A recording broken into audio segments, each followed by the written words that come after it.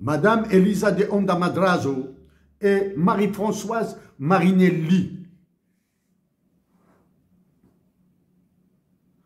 que la nation algérienne est tannée de recevoir des coups à cause de l'incompétence, à cause du manque de patriotisme, à cause de la voracité qui caractérise certains pays européens, en particulier l'Union européenne. Maintenant, quel est le chef d'orchestre? Qui est ce chef d'orchestre de toute cette machine contre l'Algérie? C'est le roi de France Emmanuel Macron, avec un avantage fort, celui d'avoir le siège de l'OCDE à Paris, oui bien sûr, à être épaulé par l'Union européenne,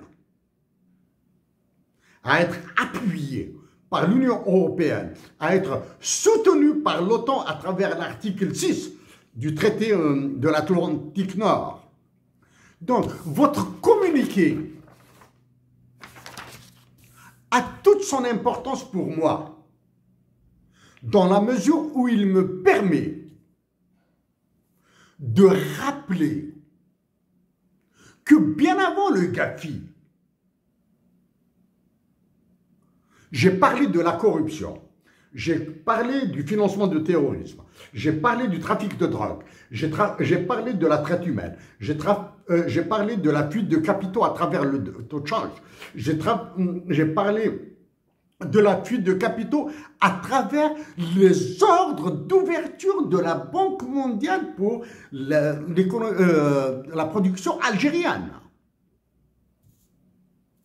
Donc, sur ça, je vous le répète, nous serons d'accord sur quasiment tous les sujets. Sauf que les pierres d'achoppement seront radicalement différentes. Emmanuel Macron est en train de commander tout ce qui touche à l'Algérie. Il a mis à genoux ma patrie. Ma patrie et la nation de ma patrie demeurera résistante, demeurera pacifique. Elle souffrira pour s'éviter la guerre. Donc, ce ne sont pas les dispositions du Gafi et les recommandations et les contraintes juridiques de l'OCDE qui feront flancher la nation algérienne. De ce fait, je répète et je le répète et je le répéterai encore. J'ai contacté votre équipe de Toronto. Sans réaction. Je me suis déplacé à l'université de Toronto pour trouver des contacts à travers les départements en relation avec les affaires internationales du Canada.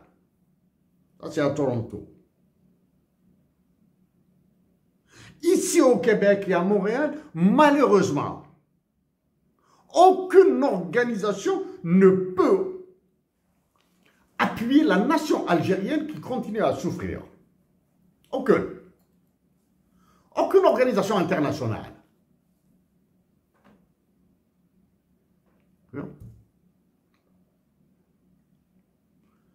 J'ai eu l'opportunité d'assister à des réunions, du moins, à des ateliers de travail, one day working, au siège de l'OACI à Montréal. C'était en 2012-2013. C'était donc 2012-2013. C'était à cette période, à partir du moins de cette période que je commençais à attirer l'attention des anciens décideurs de l'Algérie et d'attirer l'attention de la nation algérienne. Oui, des Européens ont des intérêts, des Américains ont des intérêts, des Russes et des Chinois ont intérêt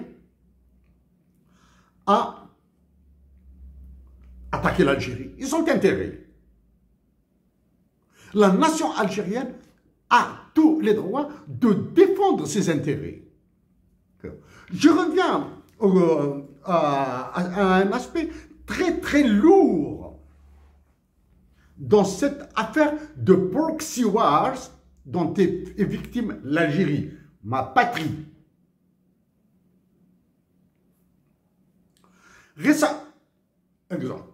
En France, une élection législative s'est produite, le roi de France Emmanuel Macron, avec l'intelligence diabolique qui le caractérise, a fait traîner pour nommer un gouvernement. Qu'est-ce qui s'est passé dans le gouvernement? Quelle est la première, du moins l'une des décisions prises par le gouvernement français dans le cadre de sa loi des finances de 2025? C'est la réduction de l'aide publique au développement qui est censée être dirigée vers, en partie, vers l'Afrique, vers les anciennes colonies, du moins, pas les anciennes colonies françaises en Afrique, les permanentes colonies françaises en Afrique.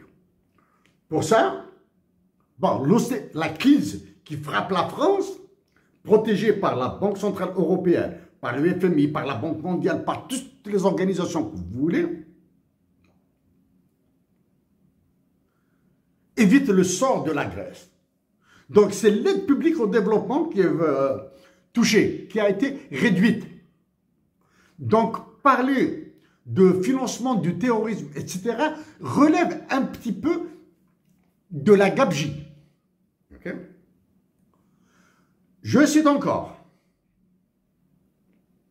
Les deux pays qui seront le plus antagonisés, qu'Emmanuel Macron fera affronter, ce sera l'Algérie et le Sénégal.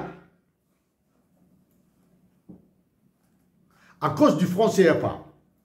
Okay? Pour le maintenir.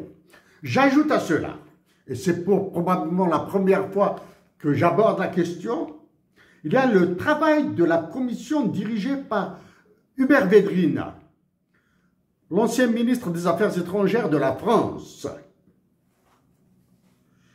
qui travaille de manière acharnée, dans la discrétion, pour l'élargissement de la zone CFA et pour le contrôle du corpus juridique de la zone de libre-échange africaine à travers l'OHADA, l'Organisation pour l'harmonisation du droit des affaires. Au-delà maintenant de toutes ces salades et de ces conneries d'enjeux stratégiques terrifiants. Au-delà de tout ça. Les enjeux, les effets de guerre, la Palestine génocidée, okay? Génocide au Liban, en Palestine, destruction du Liban, future destruction de l'Algérie, à côté d'une Libye morcelée, à côté d'un Mali qui sera morcelé, à côté d'un Niger qui sera morcelé. J'évite des sujets que j'aborderai directement envers mes compatriotes algériens qui ont été abordés. Il y a des intelligences simiennes, il y a des intelligences macaques, il y a des intelligences criminelles qui ordonnent à l'Algérie d'aller sur des sujets, en particulier avec le Maroc et la Mauritanie et le Mali. Je ferai tout pour éviter ce cinéma du Gafi qui s'ajoute. C'est un acte d'une pièce de théâtre morbide. C'est un acte mortifère contre la nation algérienne. Je le répète encore une fois.